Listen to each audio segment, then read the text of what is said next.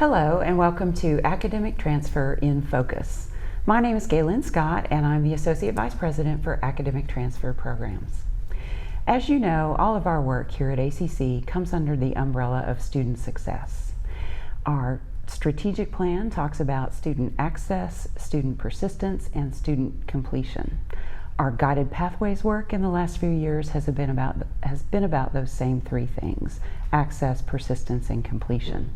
Particularly, the notion of guided pathways is that we are giving students a little more help and a little more direction so that they can achieve their goals, whether it's a certificate or a degree or transfer or transition to employment.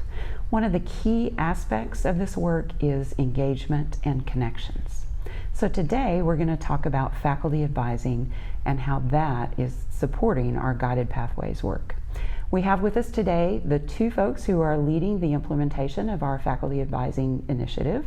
We have Estrella Barrera, who is the Department Chair for Occupational Therapy Assistant, or OTA for short. And we have Grant Potts, who's the Department Chair for Philosophy, Religion, and Humanities, or PRH for short.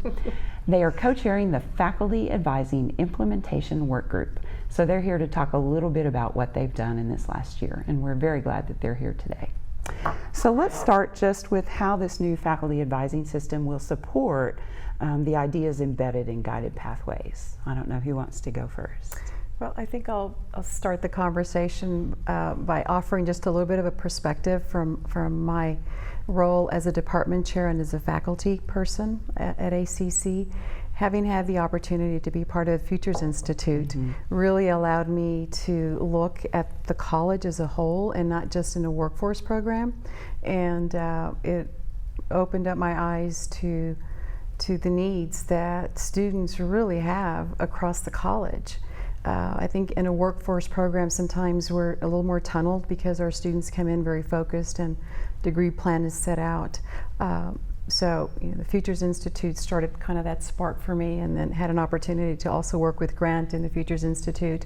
So when we had the opportunity to be asked to facilitate the implementation of faculty advising, it was like, yeah, this is going to be a pretty good idea, because I know what the Guided Pathway Initiative is all about, and this to me seemed like, of course, this is something that we should be doing to further support the student.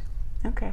Grant, do you want to add anything to that? Yeah, I mean, I'd echo that. I think that part of my enthusiasm for faculty advising came out of that experience in the Futures Institute, and the expansion of my sense of what's going on with our students outside the classroom. You know, from past work experience, I had a little bit of a sense of that, but just working with other people and talking about a student's path through ACC, I think one thing that struck me was that as a faculty member, even though kind of theoretically I knew that was out there for students, I wasn't engaging with my students on those other issues unless the students brought them to me. And often it was to just kind of reflect at that moment about what's going on in the institution that could help them.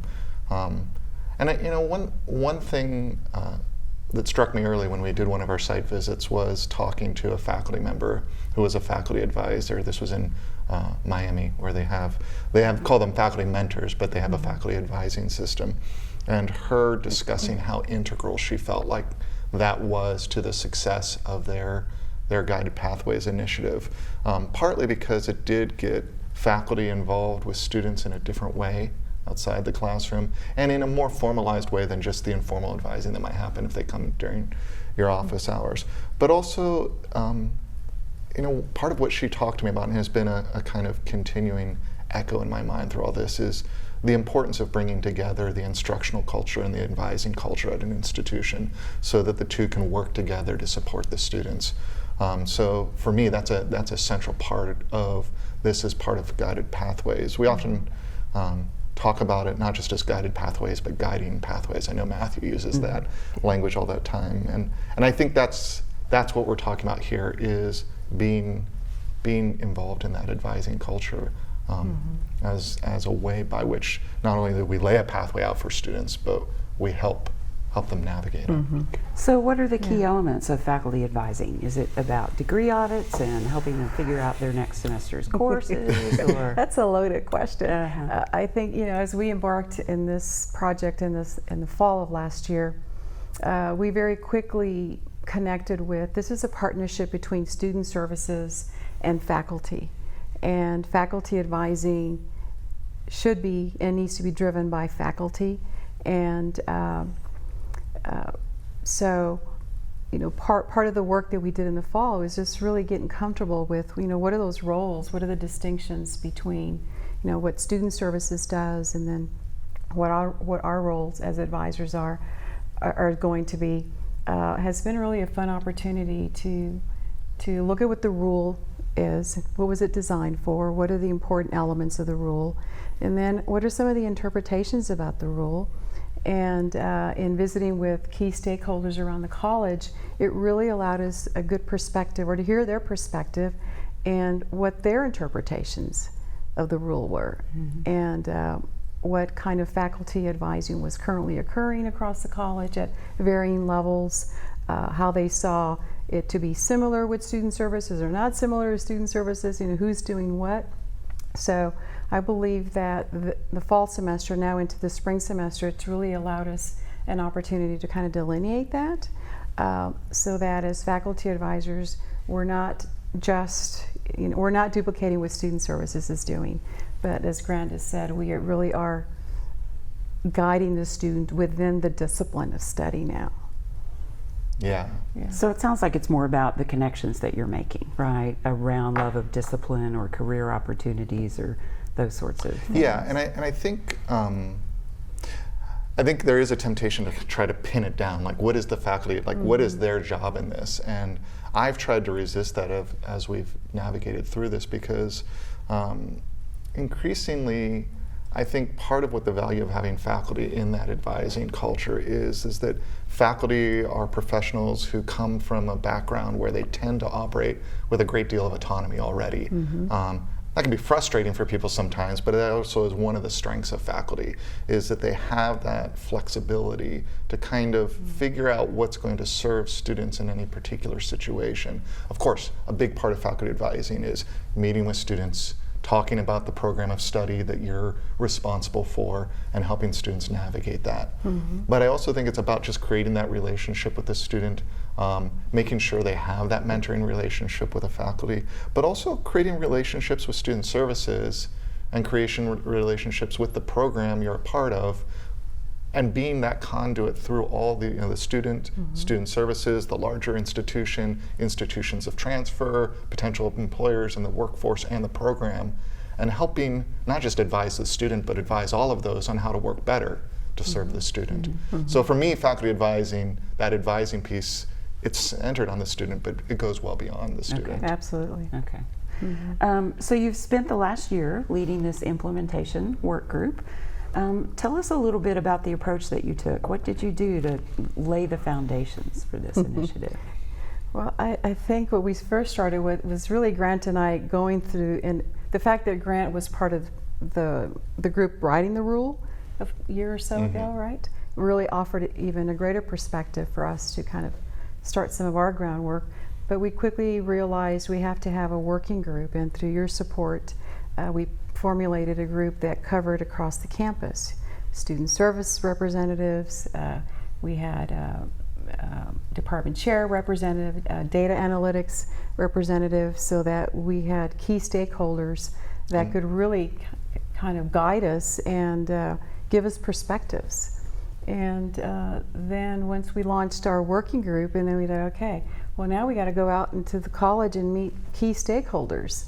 And that was what we spent the fall semester, was, again, just listening to the different divisions, the deans and then the department chairs, and what do you think? What's working? What are you currently doing? What do you want to see? What do you not want to see? And it was really a semester of listening. Exactly. And I think we began with the rule because that's kind of, I don't know, that's the architecture underneath what we're doing, and a lot of thought went into that. And I actually think, I just want to say that it's a well-written rule. and it's a well-written rule because it has ambiguities, but it also has a clarity, especially about goals. And so we were often going back to that and saying, what is this about? What is the, and working through that with the work group, talking to them about what this should look like, and then really exploring and seeing what other people thought. And we talked to them, and what we tried to do was more clarify what the rule actually said, but more, again, just trying to hear what the different divisions thought about faculty advising. And one thing that emerged, I think, for me was how much there were aspects to faculty advising we never imagined when we were working on the rule. Yeah. And part of why I thought it was a good rule as we went through is because the rule had the flexibility to absorb that. Right. Yeah. And part of what we learned was that what is going to work and what's going to serve students is going to be very different from division to division to division. And so a lot of what we spent a lot of time thinking about is how do we create some sort of consistency, because if we're partnering with student services and they suddenly have 10 different systems of advising to deal with on top of what they're doing, that's going to drive them crazy and isn't going to necessarily make for a strong system. But we also still want to preserve the ability of divisions to really make this work for them. So we talked a lot about what are the core pieces that would make advising work consistently, and then where we wanted to kind of support divisions in figuring things out. And so what we focused on was just kind of formulating what this looks like. Kind of from a systematic standpoint, we quickly realized, or toward the latter part of the fall semesters, that we really want to be thinking about this systematically, right? That we want to implement a systemic change, cultural change, and be very thoughtful and intentional about that. And I know that our work has been like that. Is looking, okay, we're doing this now, but what is it going to really look like? And is it feasible? Is it sustainable? So those kinds of conversations have really been present in the working group, in our discussions with you as well, that this is not an easy task. And we recognize that to sustain it, it has to be strategic. Right. And those parts kind of been coming into play, into what is our plan for the next 3 years. And you know, this semester, spring semester, was really now about, okay, what is the training that the faculty advisors are going to need, right? You know, our jobs were to gather some best practice resources, but ultimately we're going to present it to the faculty. What do you guys think, right? This is what we've come up with, but it's really us to decide, is this the tools that you need? Yes, we are definitely relying on student services and the transitions that they've been going through, and there are trainings, like, what do you guys have? What can we use? And they've been extremely supportive. Kathy James is like, whatever you guys need that we have, you can use, and we can tailor and we can modify, etc. So we're not reinventing the wheel. So that's been a really nice partnership that's emerged definitely. even in our work. Yeah, our experience working with student services, so a lot of this was also just working with student services, has been extremely encouraging about how positive this partnership can be, because they have the experience of that face-to-face advising, that direct advising with students. They have the systems in place. They've been doing this for years. And you know, a lot of instructional units are advising on a formal and informal level as well. And so part of what, when we were talking about being systematic, it was also getting a system in place that works with the ecology of services that are already there. You know, there's a lot of ways different people are supporting students at ACC, and they're doing it well.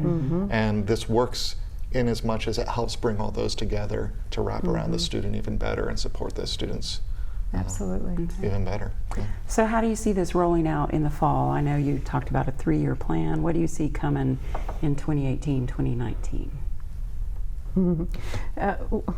That's a nice question, because it has evolved over the past couple of semesters, just really looking at the realities of it, you know, and the numbers of it, and we realize there's cost to this. You know, can't pretend that this is not going to be a costly venture, but it's one that if we're committed to student success, then all right, how do we roll this out and sustain it?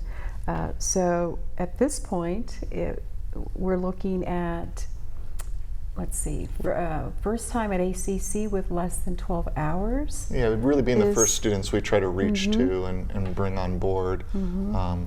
And then using the fall semester as a rolling in of faculty advisors, going through a selection process for the divisions to go through the selection process for faculty advisors, and then starting with the orientation. And then we're also going to be creating ongoing training modules that we're developing this semester and into the summer.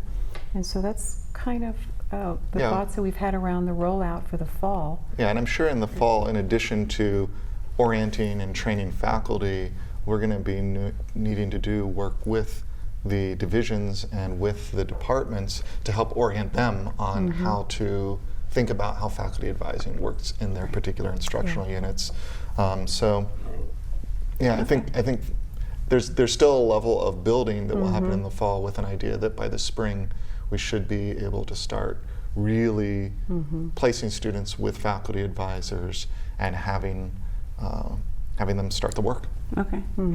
You mentioned resources. It is a resource intensive sort of initiative, release time and stipends and the creation of instructional associate positions, if Right. that's what a discipline decides to do.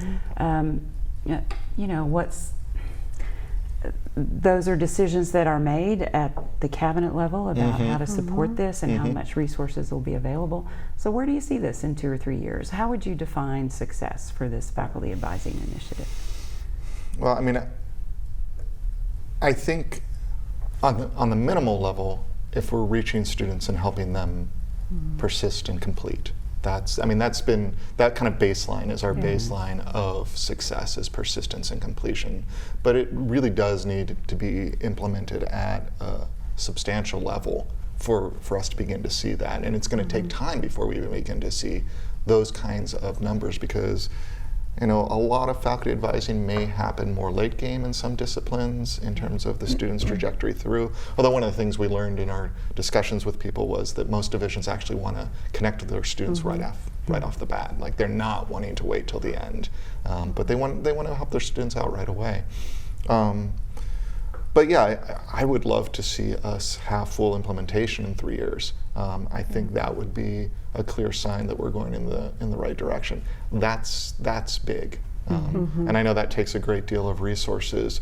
But I don't think we're going to get quite the benefit we would get from faculty advising if we don't just pull the Band-Aid off and do it college-wide as quickly as we can. And I know there's realities to just, it's expensive, and it's not just financial expenses. There's a certain level of just our strategic creativity gets absorbed into an initiative like this in a college where we have a lot of other initiatives going on, and we have to make choices about where we put our resources.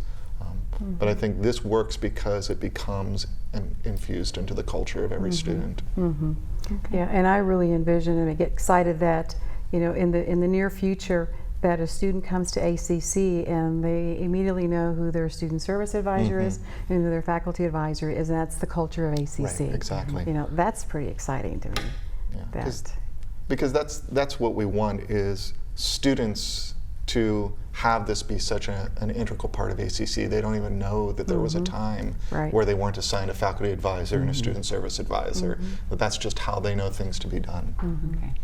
My thanks to you both. You're doing great work, and I appreciate y'all being here to talk about what you're doing. Thank you. You're welcome. Thank you. That tells you a little bit about the good and hard work that's going on here at ACC. This is just one piece of a much larger set of goals, all aimed at supporting our students. You've got some information on the screen. You can contact these department chairs who have taken this on and have done such good work in laying the foundation. There are links to the administrative rule if you want to see exactly what they're talking about.